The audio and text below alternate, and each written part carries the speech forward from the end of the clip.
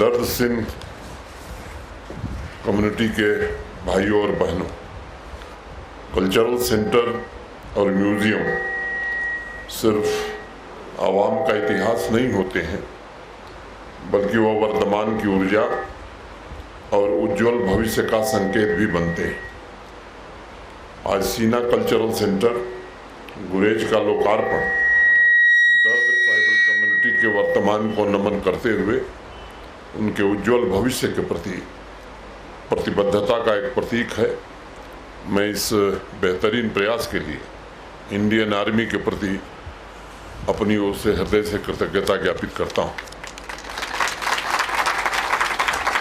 हजारों साल से प्रकृति की गोद में निवास करने वाली दार्डिक ट्राइबल ग्रुप का इतिहास बहुत समृद्ध रहा है और मुझे ये कहने में बिल्कुल संकोच नहीं है कि दार्डिक संस्कृति तथा देश के अन्य ट्राइबल समुदायों की नींव पर ही जम्मू कश्मीर तथा हमारे हिंदुस्तान की संस्कृति खड़ी है। दार्डिक कम्युनिटी को जम्मू कश्मीर की बोलचाल की भाषा में दर्द सिंह कम्युनिटी भी कहते हैं और उन्होंने सिर्फ संख्या बल नहीं बल्कि सामाजिक रीति रिवाज, आध्यात्मिक समृद्धि और सहज जीवन शैली से समाज को विकास एवं प्रकृति के तालमेल सामंजस्य का दर्शन प्रदान किया है कि सनगंगा नदी की लहरों पर सजी दार्डिक कम्युनिटी की समृद्ध भाषा सीना उनकी सांस्कृतिक विशेषता ने विश्व के बदलते परिवेश के बावजूद यह सिखाया है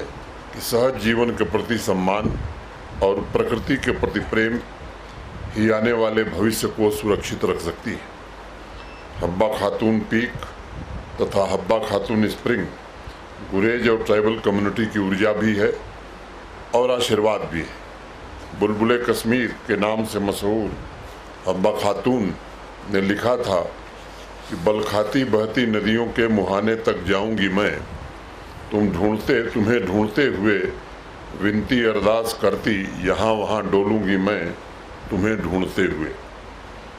साहित्य के अनेक आलोचकों की बातें मैंने खुद पढ़ी हैं, जिनका कहना है कि जितनी गहराई हब्बा के शब्दों में है, उसे दूसरे किसी रचनाकार में ढूंढना बहुत ही मुश्किल है।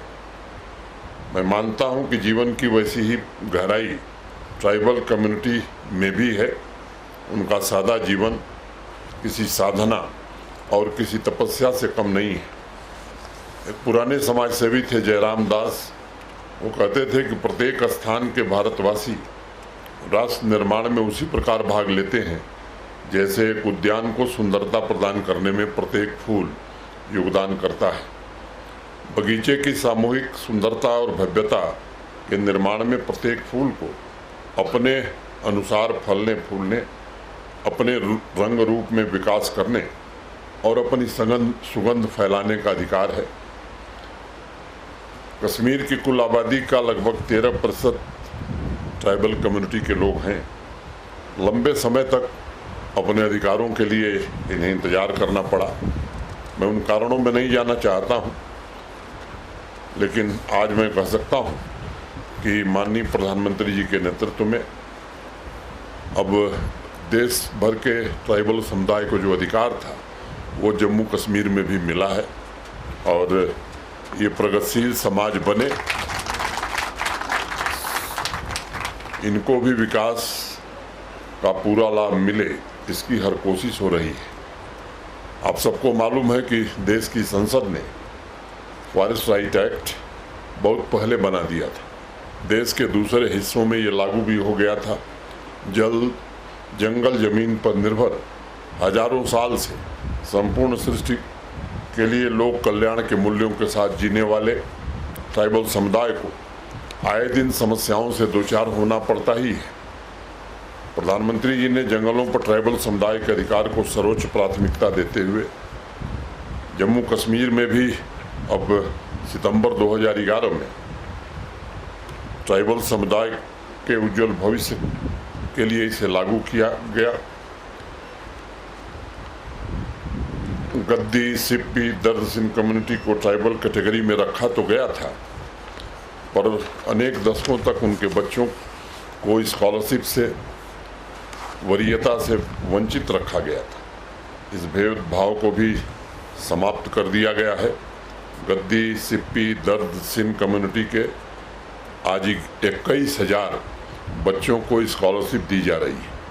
अतीत में जाकर के आप देखेंगे तो ट्राइबल समुदाय के सर्वांगीण विकास के लिए केंद्र सरकार काफ़ी प्रयास करती थी, लेकिन किन्हीं परिस्थितियों में ये ट्राइबल समुदाय तो पहुंच नहीं पा रहा था। जंगल पर निर्भर और जंगल को पोषित करने वाले ट्राइबल समुदाय को जंगल की संपदा पर भी हक नहीं मिल सका था। 4500 कम्युनिटी फॉरेस्ट राइट एक्ट के टाइटल अब तक दिए जा चुके हैं। 60,000 ट्राइबल परिवारों को जंगल और उसकी संपदा पर अधिकार दिया जा चुका है।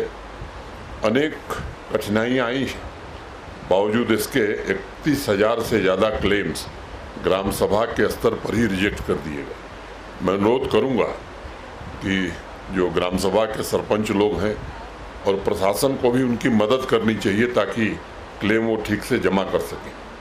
उन ग्राम सभाओं के जनप्रतिनिधि भी ट्राइबल समुदाय से हैं, वहाँ सबसे ज़्यादा केस रिजेक्ट हुए हैं। कोशिश हम कर रहे हैं कि उनकी कैपेसिटी बिल्डिंग कैसे की जाए ताकि इस प्रक्रिया को तेज किया जाए और रिजेक्शन की दर कम से कम हो, ताकि ट्राइबल समुदाय के हर एक व्यक्ति को जो एलिजिबल है, पात्र है, उसे उसका अधिकार मिल सके। माननीय प्रधानमंत्री जी ने वन की संपदा पर ट्राइबल समुदाय के अधिकार को सुनिश्चित करने के लिए प्रधानमंत्री वन धन योजना शुरू की और उसके अंतर्गत